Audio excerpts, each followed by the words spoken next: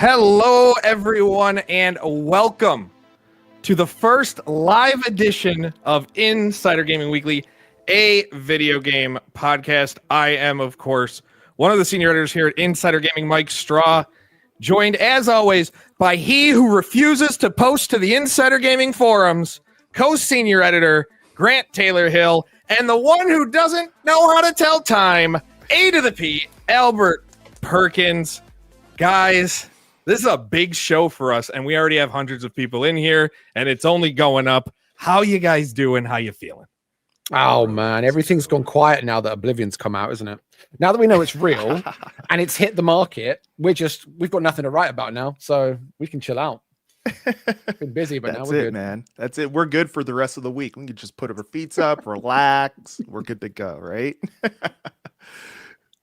We have a lot to get to this week. We have Oblivion. We have a Blade Runner game being canceled that we dropped exclusively at Insider Gaming yesterday.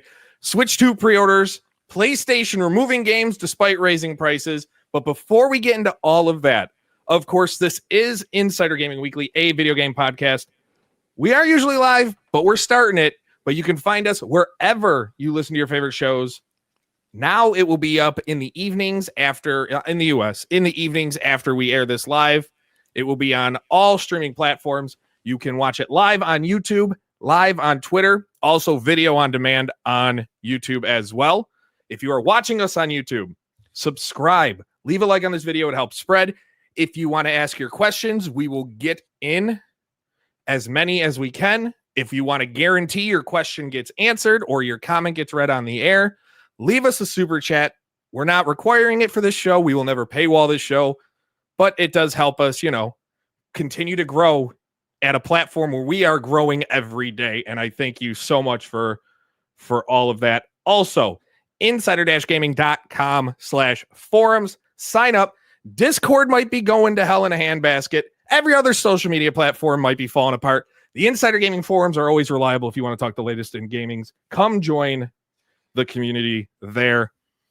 But we kick things off with how we kick up every week. If you are new here, people already yelling that Tom isn't live yet. Tom will be here. Hold your horses. Tom shows up. If you're new to this show, Tom shows up when I want him to show up. We summon him. We summon him with the gong. Yep. Though I don't have the gong this week, but we summon him with the gong. Anyway, it's everybody's favorite segment. AP, we'll start with you because you've been in Final Fantasy land for months. What's new? What are you playing? Have you finally beaten it? I haven't, actually. And to be honest, it's been so freaking busy this week in doing in real life stuff that I absolutely haven't gotten a chance to play many video games at all this week. I did dive into College Football 25 just a little bit earlier on this week. Played a little bit of my, my college football franchise, of course, rolling with the Alabama Crimson Tide. If you guys haven't listened in past episodes, it's going really good. I'm on the last game of the season, about to take on Auburn. Should be good. The Iron Bowl, of course. And we'll see how things work out. 2 losses, I think, so far this season. Definitely have my eyes on the playoffs for this year. But outside of that, man, I've been just so busy this week that I haven't gotten a chance to really dive in as much as I would have liked this week. Now, I do want to go ahead and check out Oblivion. I know we're going to be talking about that here in just a little bit. But I think I'm going to go ahead and check that out here maybe this weekend, maybe early next week for sure.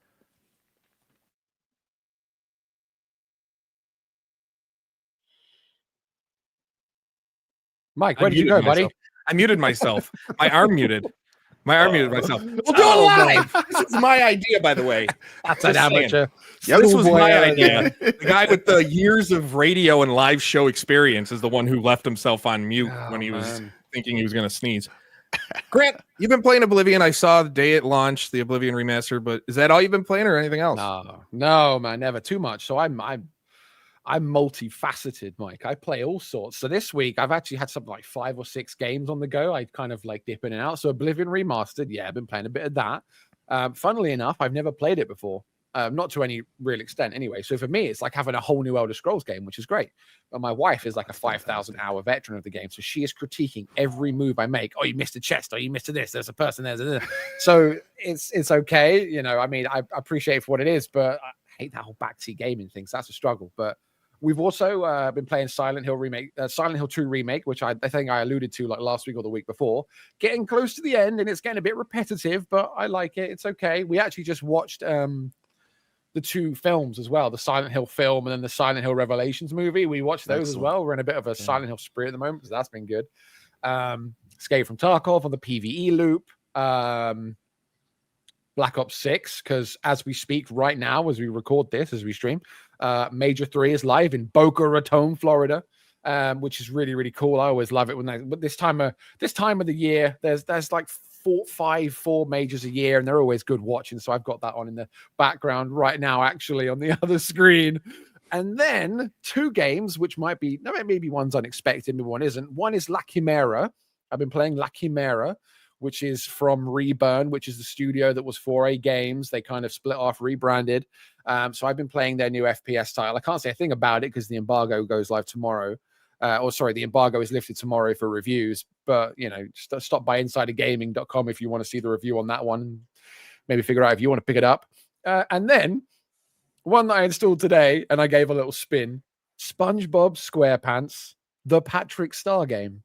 Because it's on Game Pass, right? And I saw it, and I was like, it's just open world SpongeBob. And it's great. You can interact with everything. You can, like, drive cars around. There's, like, mini games and stuff. And it's so fun, man.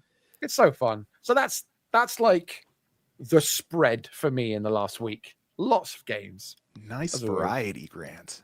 Big. Nice I mean, variety, you've got bro. extraction shooters. You've got RPG. You've got, like, kids games in there. You've got everything, man. A horror game. Man. It's crazy. Crazy stuff. I spent my weekend back in Rematch Land playing the beta for that, the open beta. It's just good. I spent way too much time. I spent 5 hours on Friday night playing, and I spent another 4 hours Saturday playing. Man. And for me to spend almost 10 hours in a game in a day, basically in 24-hour span, is just impossible now. But I had my oldest sitting up.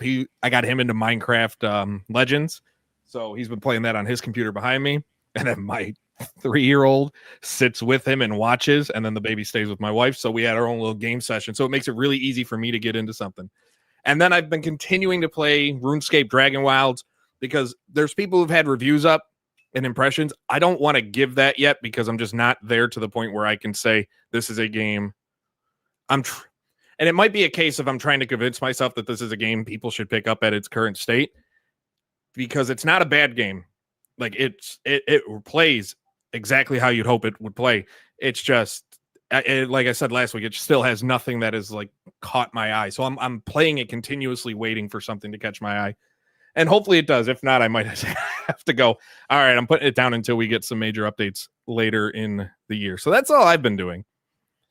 And I don't know. Grant, can you talk about this, by the way? Can I talk about RuneScape?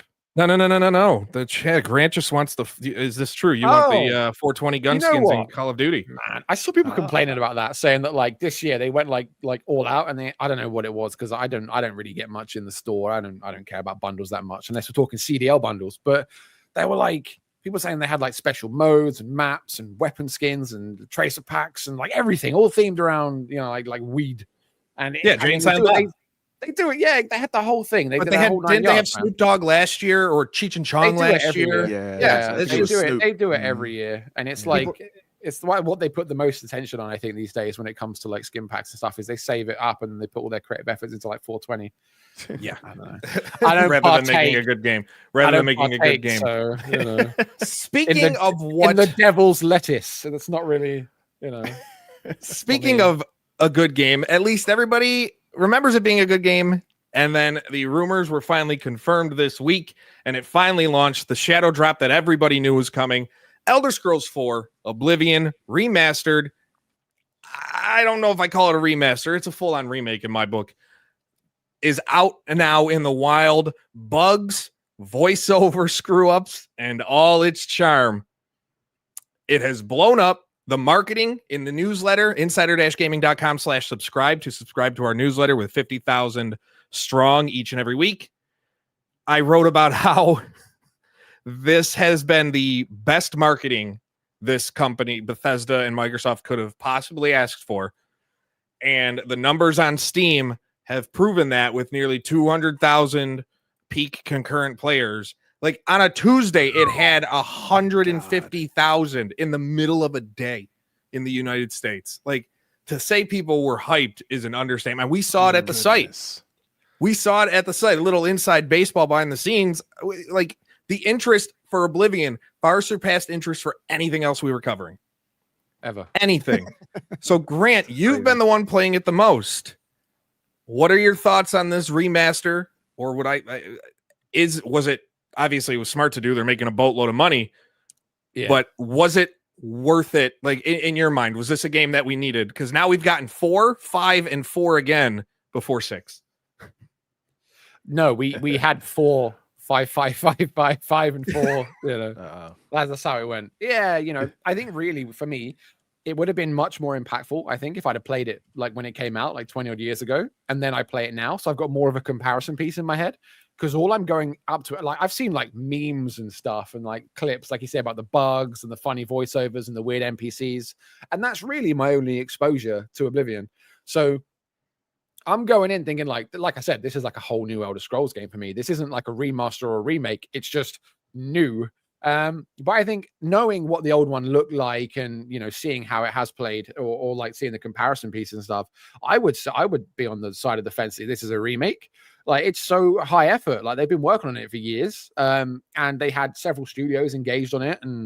And they said when they did the breakdowns and stuff, they were like, oh, we've put in this new like lip sync technology. We've recorded new dialogue. We've got like the menus, the UI has been overhauled, the movement, the stealth. It's like, you can't do all that and then say, oh, it's just a remaster. Remaster for me is like they just polished the visuals a bit, maybe a bit of lighting or something. Yeah, like it's a remake. Yep. Let's not, you know. And yeah, if you can move a game from a complete engine, like, to me, that exactly. You can't call it that.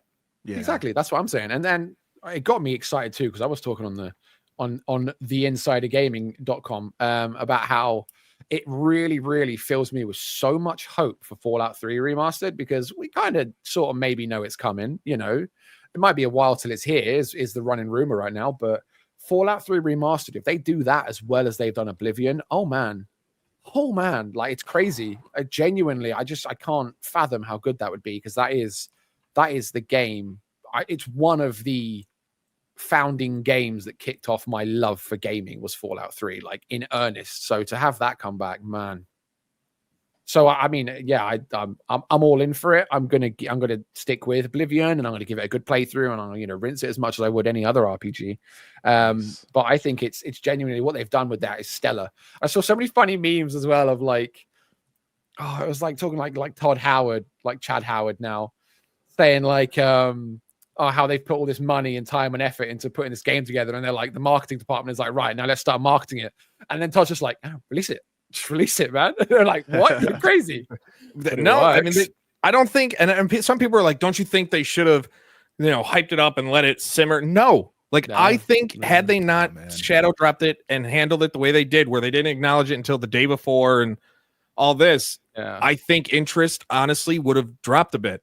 Not catastrophically, but enough to where it wouldn't be as hyped as it ended up being.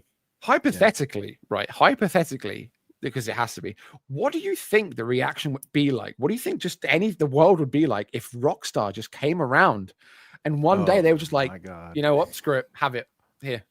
The entire world's internet would collapse. It would just absolutely be destroyed, wrecked. What would anyone? You can't even react to that, you know? I think if that were to happen, that would prove you don't need marketing departments. Basically, if your IP is big enough. Mm-hmm. Let's put that caveat. If your IP is big enough, if your IP is big enough, you wouldn't need a marketing department, and that's what that would prove to me. Yeah, absolutely. Nuts. I had a thought with this before we move on to topic number 2. Are we and we've kind of seen it for a while, and we've talked about it a little bit here and there. Are we at a point where it's just remakes and remasters are just going to continuously do better than new original games? That's what Tom thinks is going to happen, and Tom knows all. Right? Yeah. When you have studios, you have studios and they're quicker to put out. They are admittedly quicker to put out. A 10 to 12 year gap for putting out a new game in a series versus 3 years, which used to be the gap for a new game, to remaster something 15, 20 years old. I mean, it's hard. I hate it personally, but it's hard to not understand, why they do what they do. And the power of nostalgia as well, man. Look at Hell of a drug. Fortnite. Fortnite OG, highest concurrent player count in the history of the game. Like Verdansk comes back and suddenly they turn around and say that it's exceeding all their expectations and it's like a revitalization or whatever. Like that's just modes. Like bringing back old franchises like your old title like Oblivion. They do the same with Fallout 3. Fallout 3 will bang as well. As long as they deliver a good product, they'll bang too.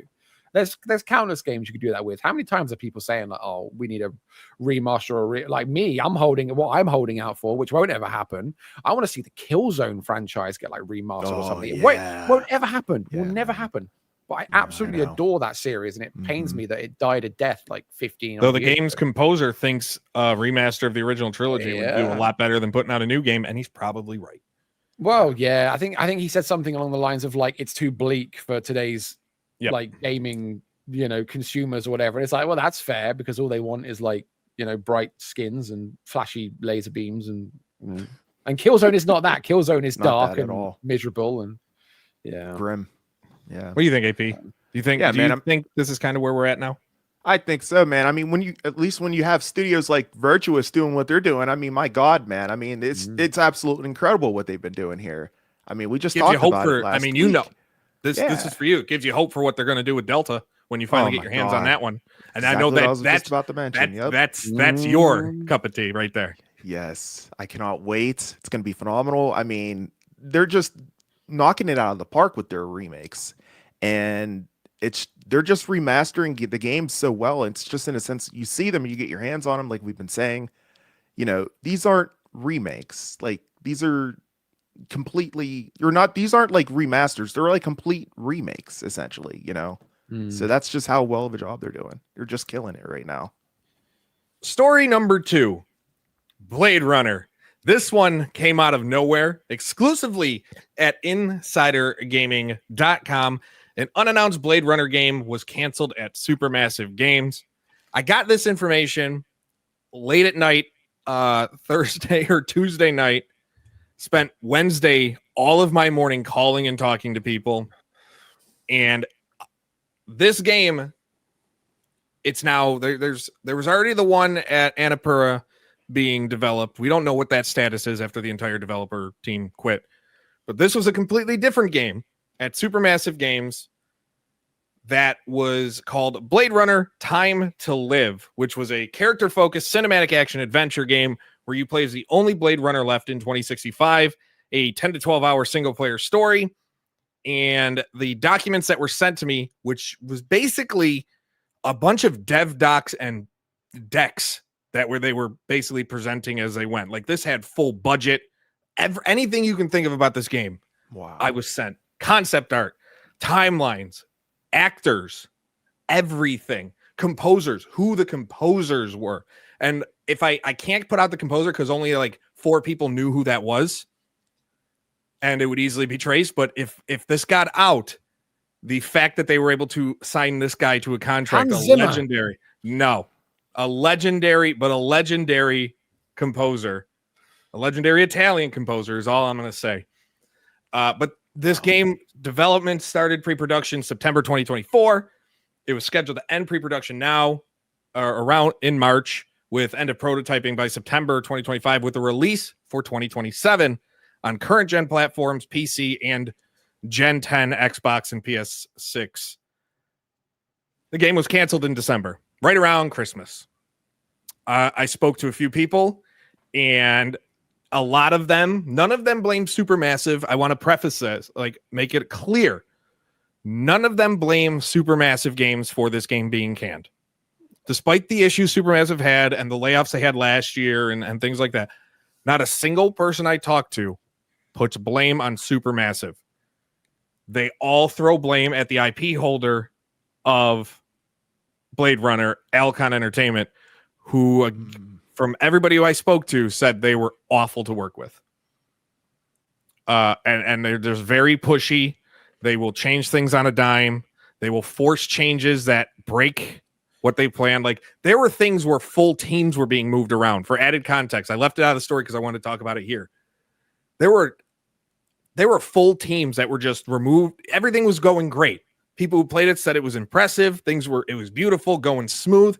And then they came in and said, "Nah, we want to start something different." And because they would basically hold that carrot over you and dangle the license over until the changes were made.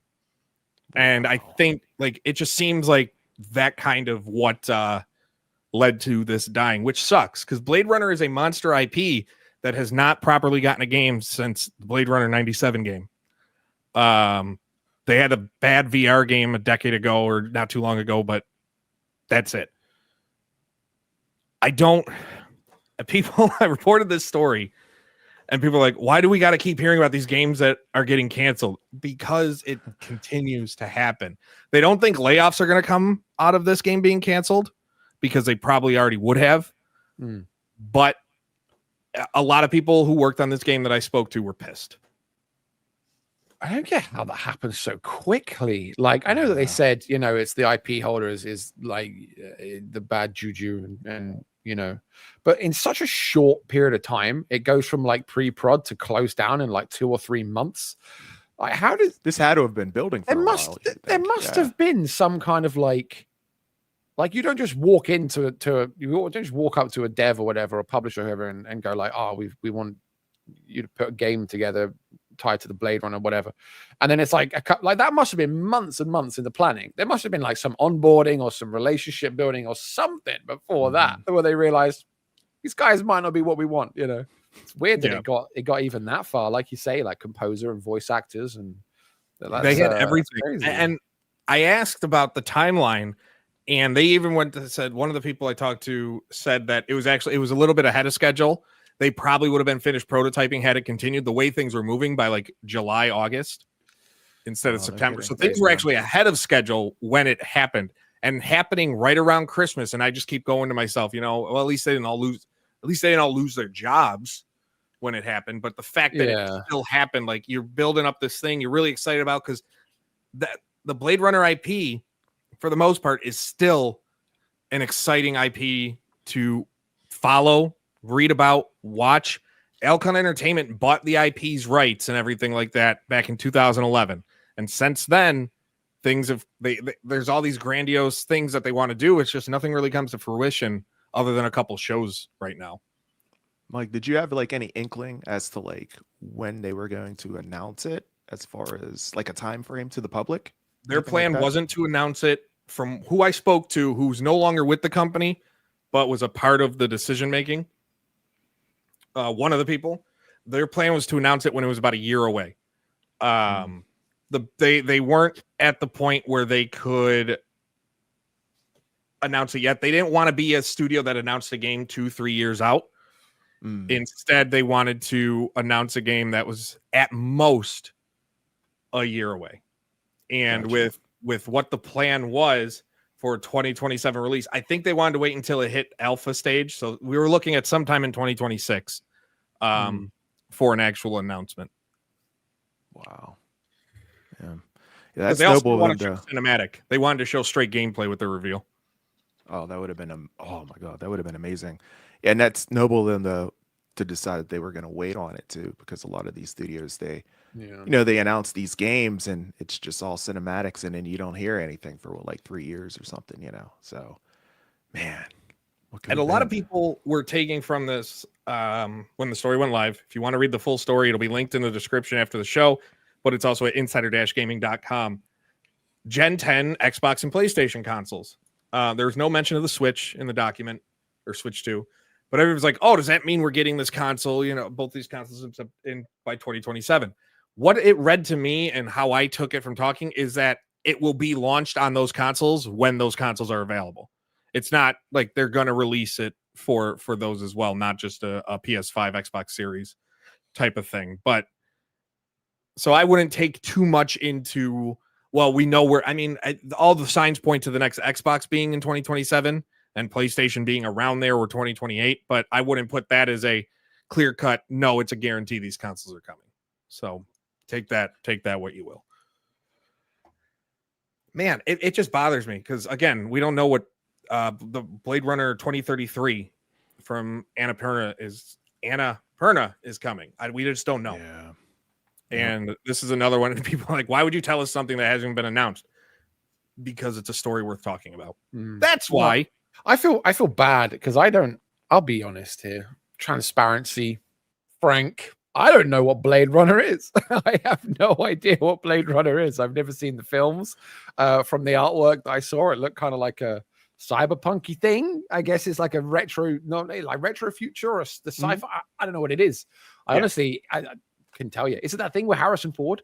One of them came out recently. Was there another film with him? And was it Ryan Gosling in it? Yeah, Harrison Ford was in it. Okay. I don't know what it is though. Harrison Ford, it was the one from 1982, by the way. Oh, okay. He was Deckard in the original. I don't know what it is, but yeah, I mean, it's always a shame, isn't it? Especially, I mean, I like Supermassive's games. I mean, we spoke recently about how they didn't need to remake the Until Dawn or whatever. Well, they didn't.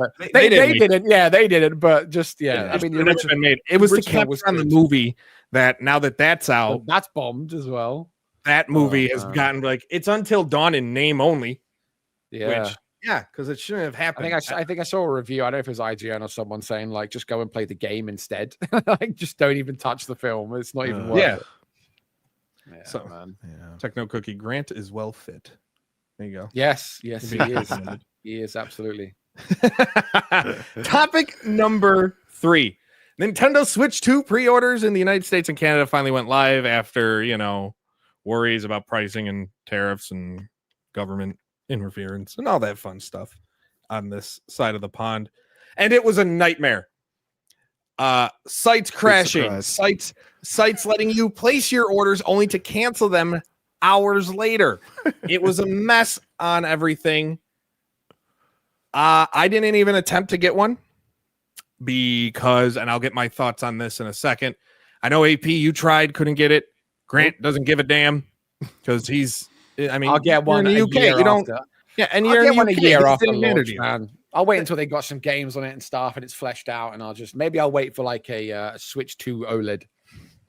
That's kind of how I'm feeling at this point too. Yeah. But GameStop also did them in person, and this is where things got better because everything that was said online, they went out. By the way, I got an email about a half hour before we went on the air saying pre-order your Switch 2 now at GameStop, and only a link to online. I'm like, this opened up 4 hours ago. Thanks, guys. Real good bang up job. But people in the stores, there were people lining up, and there were some stores that didn't run out of their allotted supply until like 2-3 hours after because people would line up like 60 deep. They had 90 consoles, and you can only get one at a time. So it was one of those, and then they'd have 30 and people would just stroll and get them. I went to a few GameStops in my area. I called a bunch in the region, in the Northeast. And did they actually answer when you called them?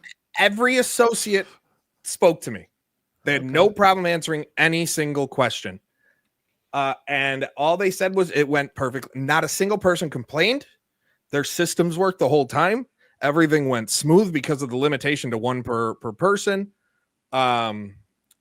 Everything on the in-person one went smooth. And all it kept making me think was that's how they should all be done from now on. Mm-hmm. Yep. That would eliminate the whole bot situation. We're in 2025. Where did I go? Your camera turned off there, buddy. Uh-oh. We're in 2025, and we are still dealing with server infrastructure and crashing. And to pre-order a console. And I'd just like to say, and they want all games to be digital and online, and they can't handle this. Yeah, man. That's a good point. I tried on multiple sites last night. Multiple sites. Yeah. Target, Walmart. I don't know who else had it. I can't even remember. I was Amazon, Target, Walmart, Best Buy. I don't think Amazon did. Yeah, Best Buy did. Best Buy's train didn't leave the station until like 45 minutes after the time it was supposed to be done. Whatever. So like I heard Walmart had the most success last night. So if you got yours, you more than likely got yours from Walmart. So Walmart had the most success pre-ordering. They were the biggest of canceling an hour later. Oh, see, That was the big problem. They let you pre-order it, and then they go, sorry, our amounts we took too many orders for the quantity of product we had. Better luck next time. It's like you have a good system halfway until that point. And then you have Nintendo stores saying, hey, you might not get your invite to buy your console until after the console launches. Yeah, man, that was the thing. I might butcher his name. Shuntaro Furukawa. I think that's the guy's name. Pretty good. Yeah, I think he nailed it. Man. He had to apologize, and he came out saying my Nintendo store has like massively over exceeded their pre-order expectations, and like they've had something like 2.5 million in the My Nintendo store in Japan alone. Jeez. And he's like, so many people are not going to get. I mean, this isn't even to pre-order. This is to like potentially pre-order. You put into a lottery to maybe get a pre-order, and they're like, "Nah, you guys, you can't get it. But if you failed, then we'll enter you in a second wave. But there's no guarantee you're going to get that." So it's crazy, man. I didn't even. I mean, I'll admit, I know that it's probably like maybe like a production line thing. I know they said they're strengthening their pipelines and stuff, but I don't even anticipate it being like this popular. This is crazy, man. This is where I'm gonna piss people off. Here we go, Hot folks. take time. Everybody who pre-ordered this console is an idiot. Oh no! Damn. Everybody who pre-ordered this console went to every Nintendo stream, spammed, dropped the price, went online, dropped the price. Why are you charging so much? Blah, blah, blah. Complaint.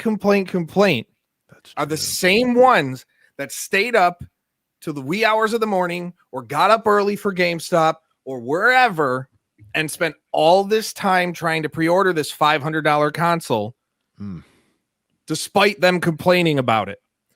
Pre-ordering a console that when it launches will have one brand new game, one major brand new game in Mario Kart.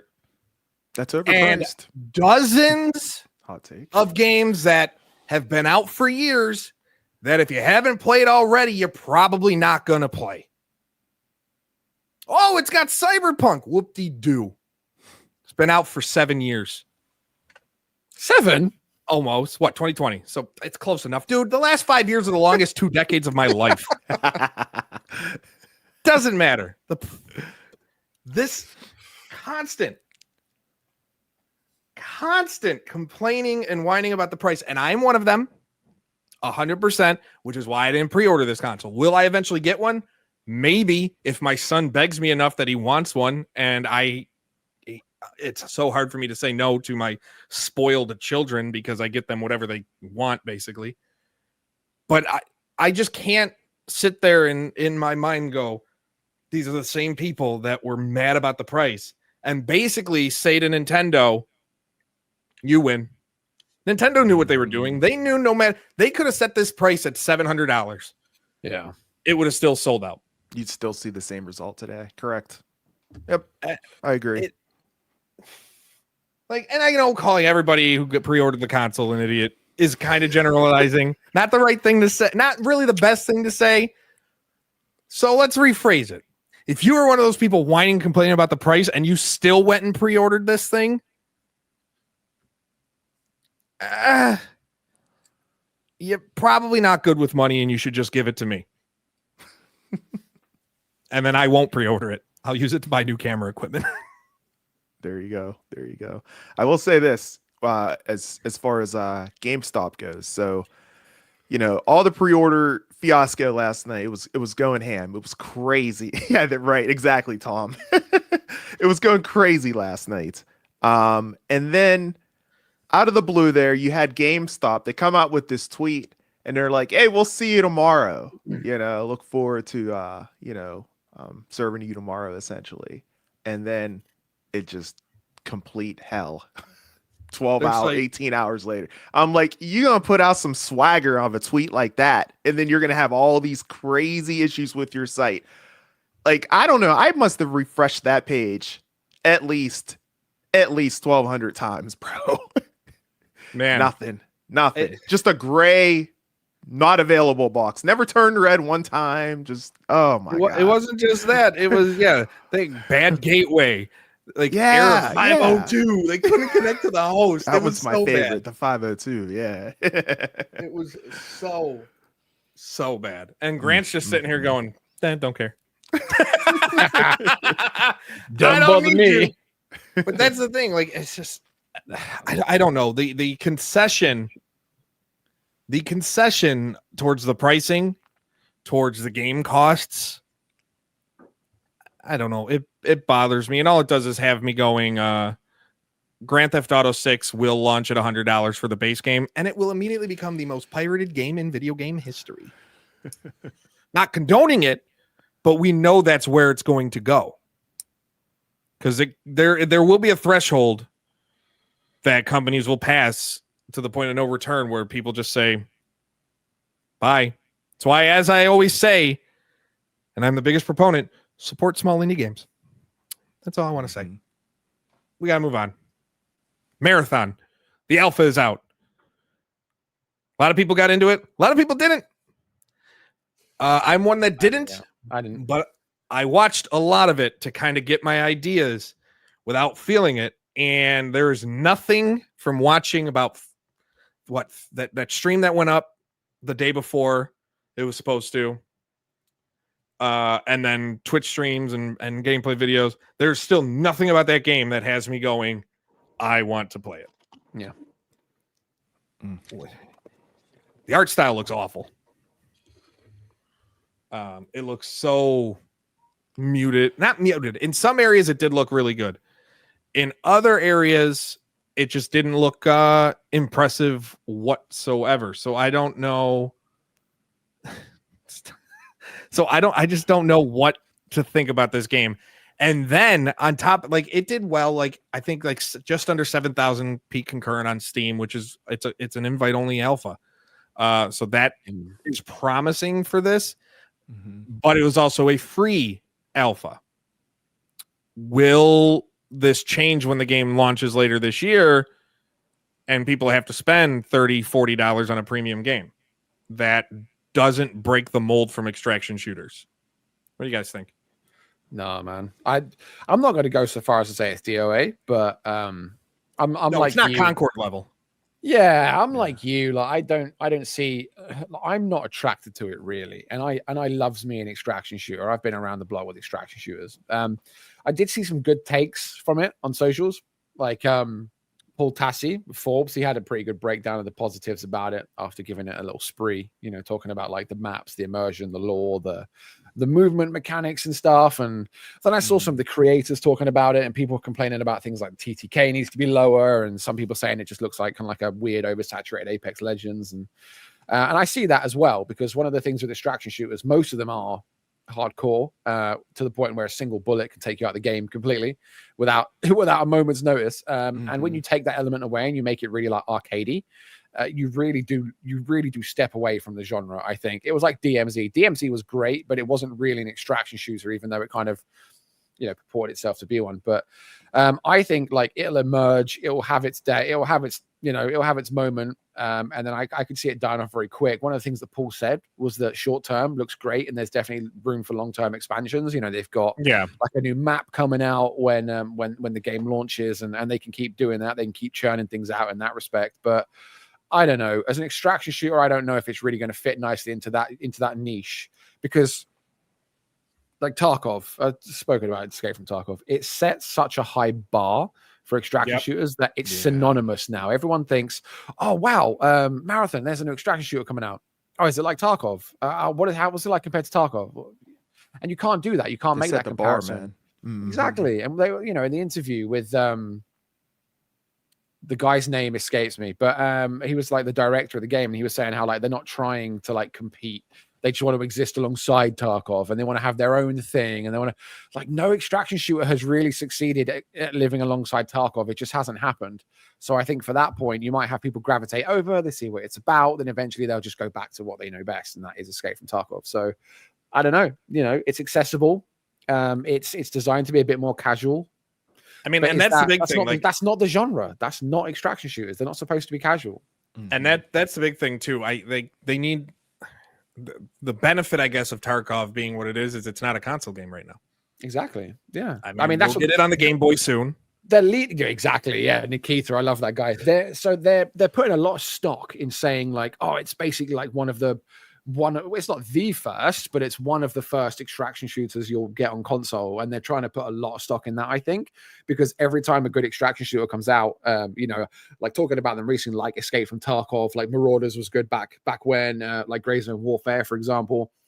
They're all on. They don't touch console, and those guys feel a bit left out in the cold. So when they see Bungie coming along, going, "Hey guys, look, we've got an extraction shooter that you can finally play," they might end up getting like a misrepresentation of the genre because it's all they've got, then, isn't it? And yeah. I'm going to go get a PC now, and I'm going to play Escape from Tarkov because I'm good at extraction shooters because they've played Marathon and they get their shit handed to them. Trust me, no one's saying I'm going to get a PC to play Tarkov. Boom! Really? They're getting a PC to play Minesweeper. Boom! Oh, I was going to say, I know one guy who did. One. At least one guy who did. At least one. Okay, sorry. One guy is getting a PC to play Tarkov. Worst mistake I ever made. I've been in hell for the last like 4 or 5 years playing that game. No, I love it. I love me some Tarkov. But yeah, I think and then we can go on and talk about the aim assist stuff that's come out as well that people are getting all enraged about, like the magnetism, and they're trying to make it easier for. It's an accessibility feature. It's people that are terrible with a keyboard and mouse but still want to use it to play the game. I don't care that it's there. Yeah, if it makes the game more fun, if a feature makes the game more fun for people, I'm all for it. If you're going to be a sweat and a try hard and whine about it, then that's a you problem. Exactly. I am all for games as long as you can turn them off for the most part. Yeah. But certain things like that, I'm all for games doing what they can to make the average person who wants to get in, who doesn't have the 8 hours a day to practice at a game, to be able to sit down for an hour and enjoy it. You might not have that dexterity because, like, one of the things I love about Tarkov is what I've just said. Especially as you get older, you can one tap someone. You can sit there and Escape from Tarkov as long as you got good ass ammo in your gun. You can one tap someone. You don't have to track them. But something like Marathon, where you've got a really slow TTK and you've got to really hammer them. I'm terrible at tracking with a mouse. I can't do it. So the fact that there's magnetism automatically makes me more likely to want to play it, at least with a keyboard and mouse as well. I don't know if it's got full controller support, but I imagine it does. I mean, it's on console, so it would have to be. Yeah. Oh, yeah. Of course. Yeah. Completely. We just spoke about that. It's on console, but you've got to use a keyboard. Man. Moving on. We didn't get to this last week, but before we get into trivia and bringing Tom aboard, we have people in here watching. So when we get to trivia, we're going to let y'all try and answer and see if y'all can get it as well. Uh-oh. There are a couple small stories that dropped. We're testing out quick hit reactions. These aren't going to take long, like a minute. We'll spend time. PlayStation. This one got me. PlayStation, fresh off announcing increases across the board almost, decided we're going to have a purge of PlayStation Plus games, including Walkabout Mini Golf, Ghostbusters, Grand Theft Auto 5 is leaving again for the 20th time. Payday 2's gone. Yeah. Infamous Second Son is gone. Arkham Knight's gone. Resistance Fall of Man, Resistance 2. Those games are gone. Well, they're leaving. They're not gone yet. But over 20 games are leaving the PlayStation game catalog library or PlayStation Plus. A week after they announce we're raising prices by up to 22% or 35%, like these incredible price increases to give you more options when you play and increase and continue to improve our games library. Psych, we're taking a bunch off. Yeah. It's not good, is it? But I think what's going to replace them? What's coming in? You never know. Gotta have something. You got to have something big, but the optics are terrible to announce this right after, right? Yeah, it's not a good look. It's like we're taking.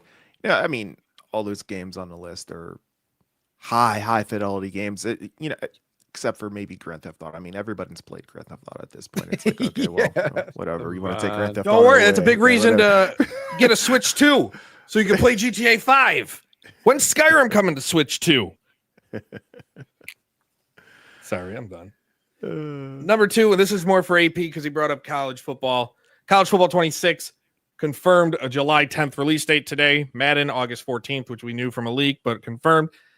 Madden is finally, this is where I wanted to have it. Madden finally leaving last gen in the past where it belonged 3 years ago. You know, we're a year and a half or so away from the next gen probably starting, and we're finally ditching the PS4 and Xbox One. And college football still not on PC, still a console exclusive to PS5 and Xbox. AP, since this is more geared towards you, what are your thoughts? Are you surprised it's still not on PC and Madden leaving last gen? I wonder if they're scared to like put it on PC. Are they worried about the mods, that sort of thing, with like licensing and whatnot? Maybe That's exactly. People were like, well, people were worried about the state of why not release it on PC, and everybody's like, well, mods break the games. It has nothing to do with a worry about mods breaking the game. It has everything or almost everything to do with player licensing and avoiding players being altered and added in various situations that they shouldn't be able to do, i.e. taking a 5-star recruit off the default roster of Notre Dame and throwing him on, you know, Alabama or Texas or something like that. So I get why it sucks. Yeah, it sucks that it's still not on PC, but I get it. I'm just excited. Full reveal coming in May. So AP and I will be on top of that. Full coverage at Insider Gaming, and the people want to know it because as soon as I posted about college football on the site, I realized people are really interested in college football news. really, really interested stateside. But now we need to move on to our fun segment before we get the Gong Lord himself, Tom Henderson, in here. And this the Bell one, Lord. it's a gong. It's the Undertaker's gong. It's a bell. It's the freaking church bell. Or the, and everybody who listens to this, it's the Undertaker's gong. Okay, but when we go, okay. Trivia time. Oh, we have the tune as well. We got the music. Let's go.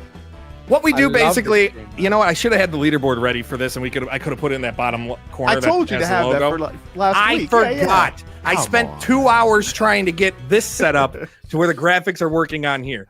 Excuses. But we have trivia where we go around the horn, ask questions, and we give out a point if you get it right. I will have the leaderboards updated for next week. I know I think I'm in last again. I have to go rewatch last week. I went from a quarter point up to definitely in last again.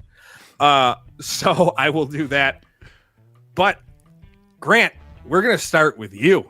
Oh, man. If you guys know it in the chat, throw your answers in the chat. And if it's right, I'll put it on screen. So what you got? Is it my turn? Right. Yes. Okay. So Elder Scrolls vibe, because that's so appropriate with where we're at right now this week. You know, I hope you guys are well versed on your Elder Scrolls. Don't worry, we're not going way back. We're not doing Oblivion. So, question: what is the name of the good dragon who leads the Greybeards from atop the throat of the world in Skyrim? Daggum. Macho Man. No. Because that's all I know. I installed the Macho Man Dragon mod in that game on PC, and that's all I lived, where every dragon just kept going, oh, yeah. Oh, yeah. No, that wasn't. It's definitely not Macho Man. Damn. Definitely not. AP, any ideas? Nah, man. You know, last week, in full disclosure, I mentioned, if you listen to the show last week, I mentioned that I haven't played an Elder Scrolls game yet. Oh, so man. I'm not going to have the answer to that question. Yeah. Hold on. See, is it accurate? Is that answer in chat accurate? It is. It's Parthenax. It is. Ah, nice. Techno Cookie gets a point. Let's go. But maybe that's what I do. Sorry. Go on. Bonus opportunity for you guys, because I always do this. I always chuck in a bonus opportunity. Right. So, who, and if you guys don't get, who voices Parthenax? The Macho Man. You guys grew up hearing his voice. Grew up hearing it. So I grew up hearing his voice in games or just in general? Games. Yeah. Oh. In games, grew up hearing his voice. David Hasselhoff. I hear the Nothing. name, I'm gonna be like, no way. No, it's not. Okay, I'll give it up because it's been mentioned in the chat. So it's Charles Martinet, otherwise known as the former voice of Mario. I was thinking that, but I was like, nah, that seems a little, okay. That was the guy, man. That was the guy, and no one ever realizes it because obviously they're used to hearing him with all like it's me, whatever. I don't know. I've never played. It's me, Mario. Yeah, but go. Parthenax has like this deep, booming, commanding, authoritative tone, and you're like, "There's no way that's the same guy." But it's the same voice guy. actors are amazing with what they do. That's it. Yeah, man. Crazy. All right, that's what I might do in the description of each episode moving forward. The following episode, any chat, anybody in the community, the Insider Gaming community gets it right, they will get a point. I don't know what they'll get down the end when I decide, all right, we're done with season 1, moving on to season 2 of the show or whatever. But we'll keep track of points. So Techno Cookie is in the IG community lead with 1. Nice. 1 whole point. Technically 1.5 because it's that Mario guy. But I don't know that. I mean, I don't know. The guy who's wrong. The guy who's wrong all the time. AP, what do you got? All right. So this one's it's not too bad. I don't think it's too bad. At least you can just guess any game, right? So let me know which was the first video game to be played in space. Tetris. Oh, very good, guys. Well, yo. Okay. I'm giving Grant a high five through the thing. Yeah, there it is. Yeah. It just seemed right, Tetris seemed right. Well, it just makes me think. Russian game. Yep. Just Is it Russian? Yes. Is Tetris Russian? I mean, the music's by a Russian. I'm pretty sure the concept was. Is Tetris Russian? Yeah, pretty sure. I don't know. Insider Gaming chat, throw it in there or email us podcast@insider-gaming.com. Okay. I don't know what I'm thinking of. I was thinking of something, some Armenian thing. I'm confused something. Mine should be pretty straightforward for everybody. Wait, hold on. How come it wasn't Space Invaders? Come on, man. Oh, yeah, that would have been a perfect opportunity for him to pretty play sure that, right? Because Tetris you could play on the go. I'm pretty sure they didn't have a mobile version of Space Invaders at that point. Yeah, convenient. Tetris was still arcade. Yeah. All right. True. What 1985 video game starts with you leaving Independent, Missouri? Missouri. What? Really? Oh, that one cowboy game where you can die of dysentery. What is that one? You're on the right path. That was going to be my clue. You get dysentery. That one cowboy game. That is not the name of the game. No, it's not. I don't know the name of it, but I know what it is. Oregon Trail? Yep. Yeah, that's it. That's Really? Yeah. Oh. You start with a departure from Independence, Missouri. That's got to be like a quarter of a point. And then you die. You die from dysentery. Yes, you do. You never make it. You never. And everyone, finish. and that's the joke, isn't it? You're bullying some guy named Terry. Dysentery, right? Yeah, dysentery, right? You know, not too long ago, someone contracted dysentery in Oregon. Oh man, that's and immediately the memes came right out. Like the comments on that news story on social media was literally just nothing but Oregon Trail memes. Yeah, that's all right. Man. It's time. Everybody's been patiently waiting. We've had. Hold on, before we bring them in, everybody, hold on. Y'all ain't got no patience, bruh. No one. Where is Oh he? my goodness. You got Hazador coming in here. Just everybody waiting for the one, the only. He got the bell. Got it. The bell. The Gog Lord of Insider Gaming himself, Tom Henderson. Tom, welcome to the live show. How has it been for you? How are you doing? We're having fun. Yeah, this makes me nervous being live because I can't screw up on anything. So. He actually turns his camera on. Oh, it's game over. Yeah. Oh, he's got his balaclava on. Not baklava. Not the I desserts. wear it all the time. It's literally glued. Wears it in the shower? Everything. Yeah. All the His time. kid doesn't even know what he looks like. No. Oh man, yeah, but let's not make it a thing where I'm called the Bell Lord, please. Yeah. No, man, it's It's the okay. We'll gong move on lord. from that. But we'll acknowledge that it's a bell, but you can be It's called no, gong. it's a it is gong. the Undertaker's Yeah. gong. It is How not can a it be bell. gong? It is a gong. The whole point is the Undertaker's gong. I'm not going to argue with this because it's. Stop it. Where's the connotation between an undertaker, someone who like it's all like the church, the cathedral, the graveyard theme. Where do you get a gong in a church? There's gongs in churches.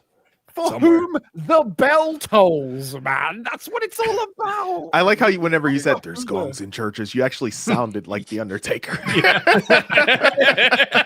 Man. Show me that church that has a gong in it, and I'll eat my hat. You know what? I'll make one because I could use some tax-free living, and I will start one, and I'll put a gong in it. Yeah. Anyway, Tom, how's it going? Yeah, I'm good. It's been one of those weeks this week, unfortunately, where not really got up to much, just boring business stuff. So, yeah. The life of an entrepreneur. Yeah, indeed. It's not all sunshines and rainbows. I think it's going great. If only people knew. If only people knew. Yeah, we've got some big stuff in the works. That's all I can say. What a tease. If you want to be the first to know what's in the works, follow us. Social media's at the top of the screen. Insider Gaming IG on Twitter, insider-gaming.com on Blue Sky. Go to Insider Gaming News on Facebook. Sign up for the forums. They're free. Insider-gaming.com/forum.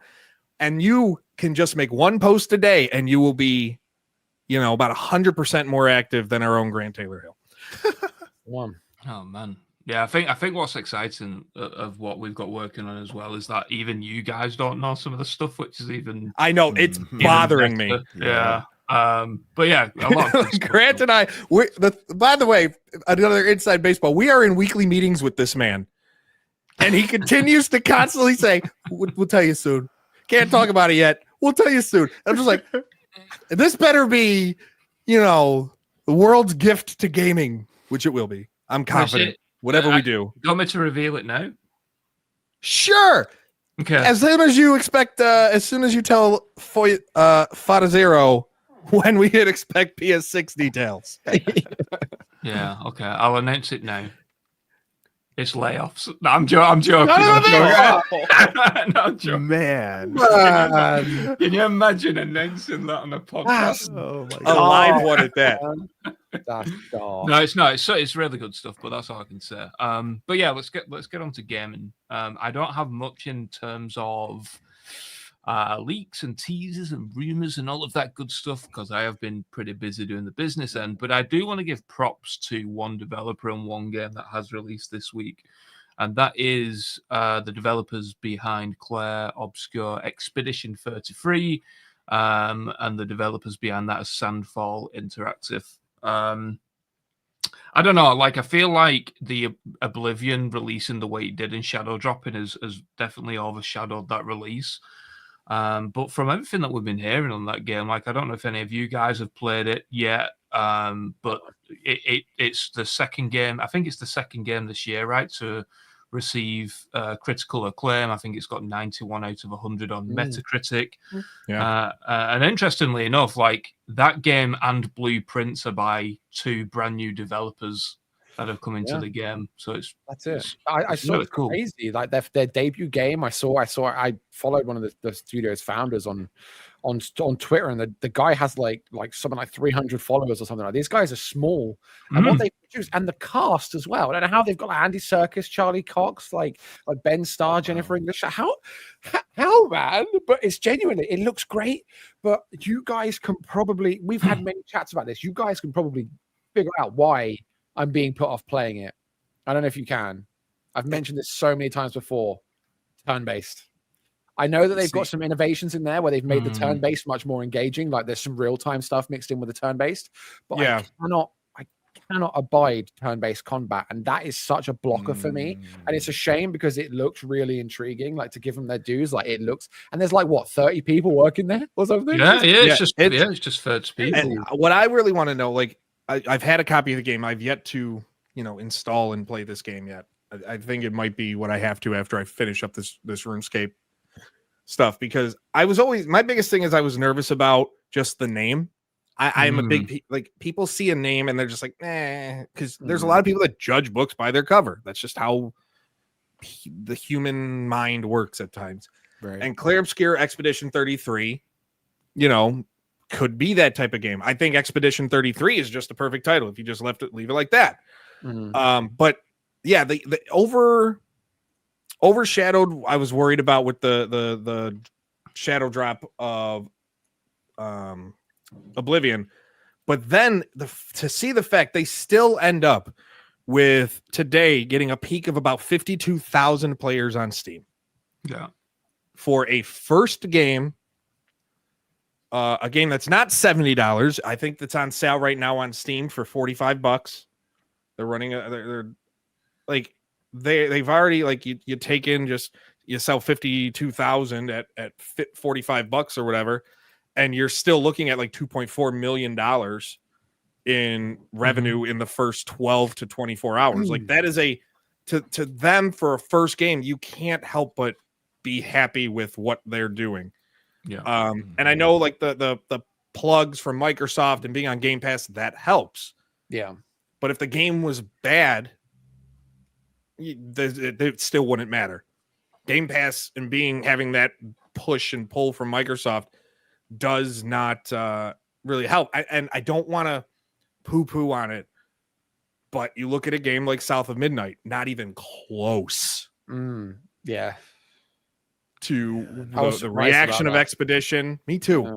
But with the reaction to Expedition, the acclaim, the player numbers, like, and they were really heavily pushed for Game Pass. So it's two completely different things. And I'm happy for them, and it gives me hope that this game will be supported. They'll have some updates, and then their next game will be even better.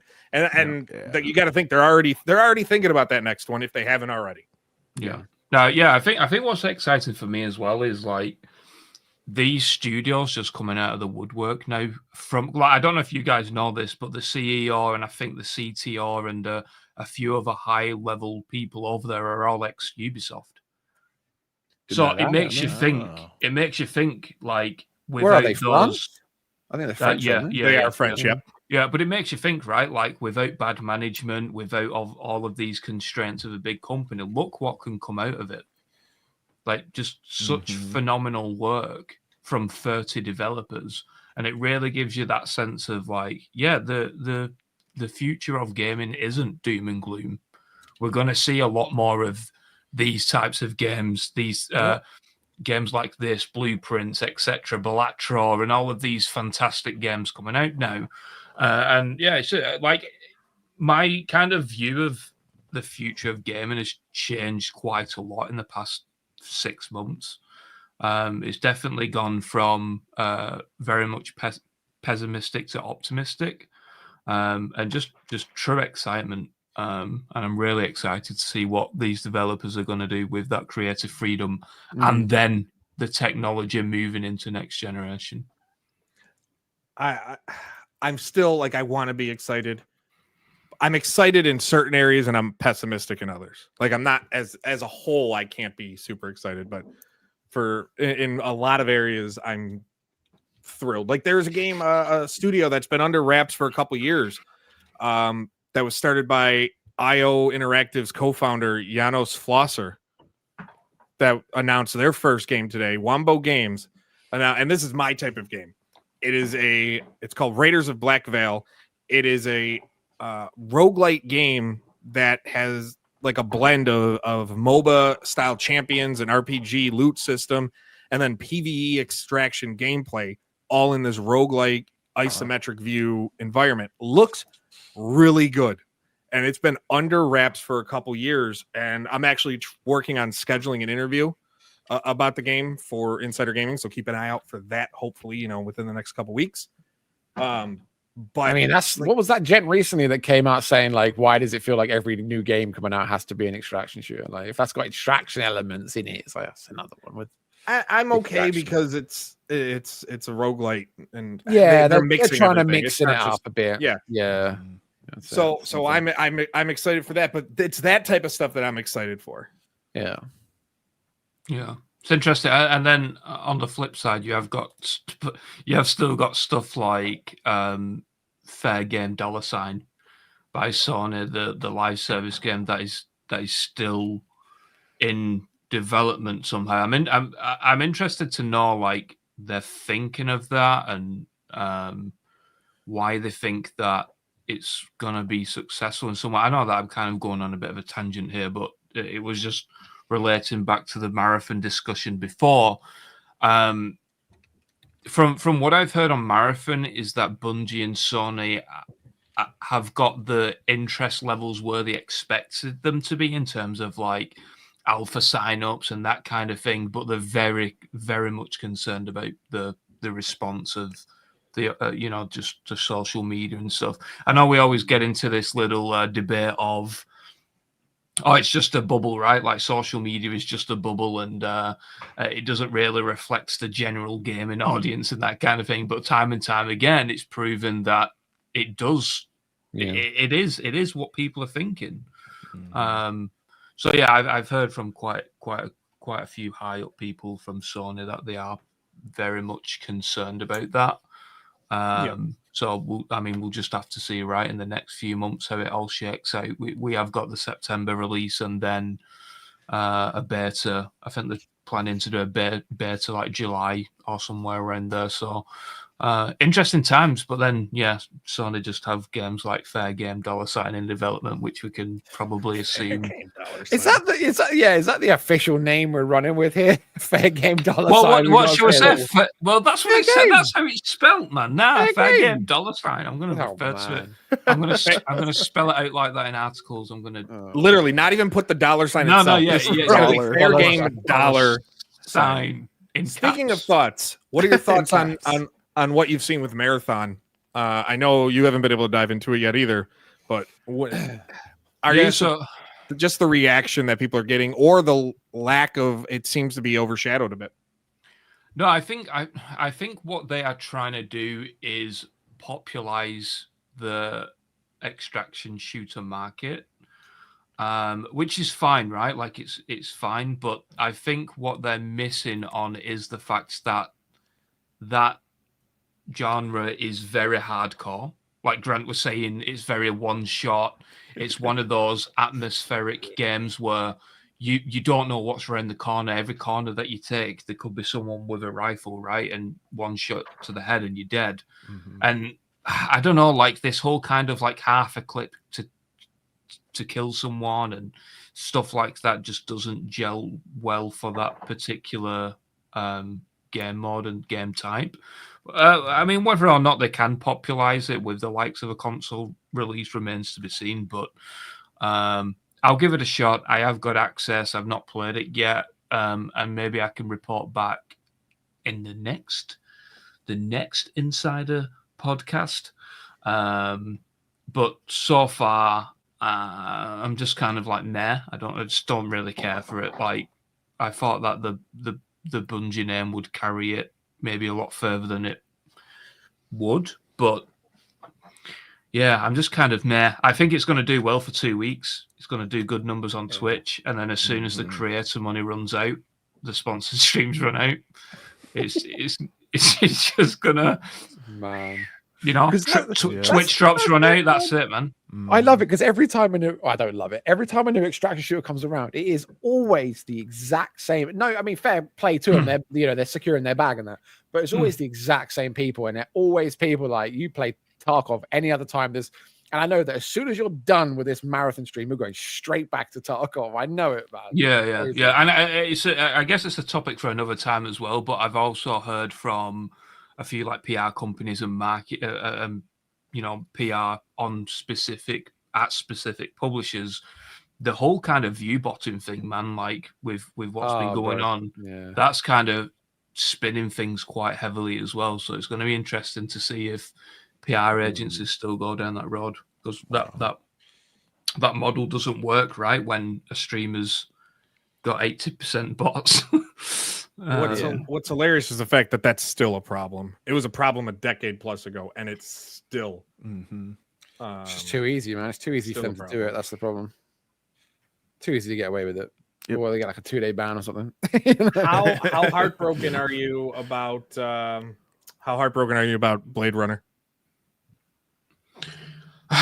Devastated. Absolutely gutted. Do you know what Blade Runner is, Tom? Yeah, I've watched the film and stuff. But apart from like that, like I'm not too deep into the whole universe and stuff. But I think it's just a case of whenever anything's cancelled like this, it is gutting. Yeah. Like at the moment, I am kind of like in the early stages of planning a book about writing about cancelled games. Because I think as well that the same story gets repeated time and time again. And the same mistakes now are being made from 30 years ago. And it's like, well, why do they keep, this is what, the direction of the book. Why do these mistakes keep happening? So on and so forth. And yeah, just seeing the fallout of it, like every time. I mean, I know Mike said it doesn't seem like people are going to get laid off from this, but there's still going to be consequences of it, right? Absolutely. Even like psychology of working on a project for a year or two and then having to essentially go back to square one for a lot of people is probably quite gut wrenching in on itself. So people were pissed. Yeah. I mean, it's just like imagine us working on the website, right? Like it's been going now for 2.5 years, and then tomorrow I say, right, now we're going to launch Insider Gaming 2 and just completely wipe all of the work that everyone's done.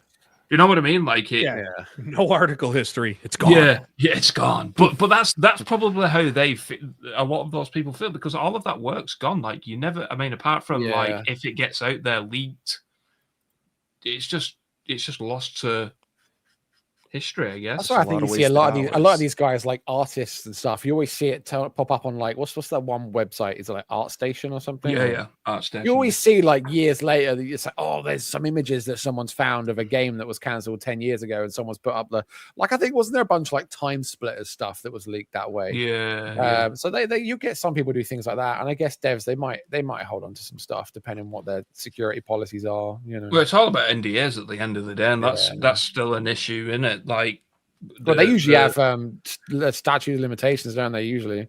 Yeah. But I mean, for something like this, they still might be under like a 5-year NDA. Yeah. Or 10-year or whatever. And it's like by that point, they've probably already moved on or well into the next project or second project. You know who's not under an NDA? Us. So if you'd want. Oh dear. Here they go. Here come the lawyers. If you want to message me securely, there's ways. All right, I thought you was going to say I'm going to leak the stuff you had. All right, cool. So none of that. None of what I have. What I have is nice. None of what I have will be published. But if there's things you want to tell about your time, there's ways to contact and reach out. Yeah, I do want to give you your props as well, Mike. By the way, because I found this kind of not disheartening, like more frustrating, is like when you did do the article. Obviously, Insider Gaming has very high standards when it comes to this stuff. A lot of people didn't pick up on it, so I just want to give you your props as well, because it was a really big story and an important story, right? And anyone who kind of doubts your claims or whatever should be ashamed of themselves. You heard it. I'm clipping that part. I'm clipping it. Okay, cool. Just for my own. Anytime I have that imposter syndrome, I'm just gonna play that clip over. Like there's weird times. Anytime I'm like, what was it last year? By the way, I appreciate that time. I really do. Last year when I was doing coverage on college football, people were doubting my coverage, and then I had people from ESPN and Fox DMing me saying they were a fan of my work, and I'm just like, dude, I've been following you for 20 years. Like 20 years I've been watching your work. Like when I was still in college before I even got started, and you read me, like, thanks. Like That's mind blowing. That's mind blowing, man. Yeah. Yeah. I think people get too hung up on like it. I mean, we've had this conversation before where if you get something wrong, then people kind of just assume that you know, like your integrity and your ethics and all that kind of stuff has gone down the drain, and there's no way to get back up that ladder.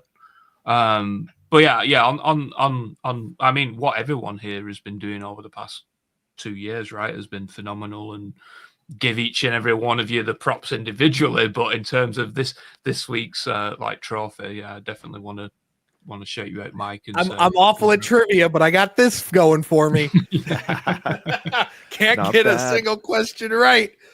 But you got Techno Cookie in here arguing with Grant in the comments about Oblivion, and it's been. man. I've literally caught myself getting distracted just reading, and then just like I see like stop. I see Grant type stop. You violated the law, and I'm just sitting there going like don't let your autism come out right now.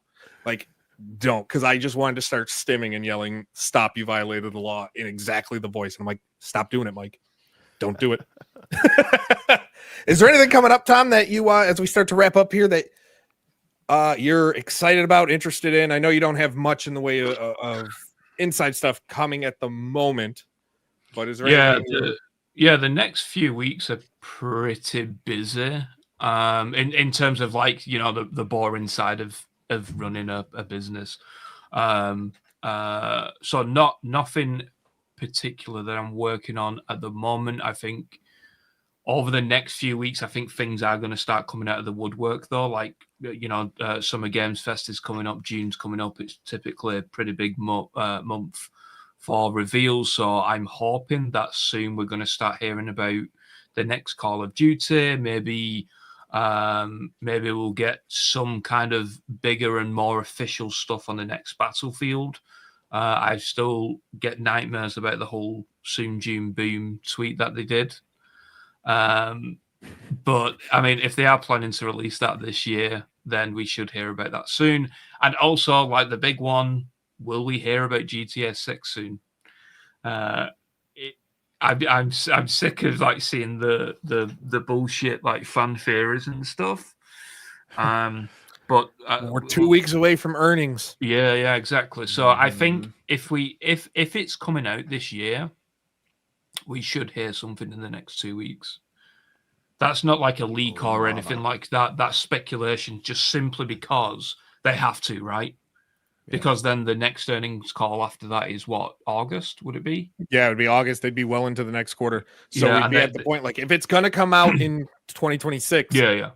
Like, they're going to give their like upcoming fiscal year, their, I'm losing the term for it, but their projections. It's not, that's not the word they use. Yeah. The forecast. Yes. Yeah, I got you, Mike. They're going to be giving that out at these year-end earnings. Yeah. That is going to tell us a lot about what they expect. If they're still expecting GTA 6 to launch this year, we will get an updated forecast. Granted, it does go until April of 2026. No, I like fiscal year. No. I think if it gets delayed, it's going to like next October, November.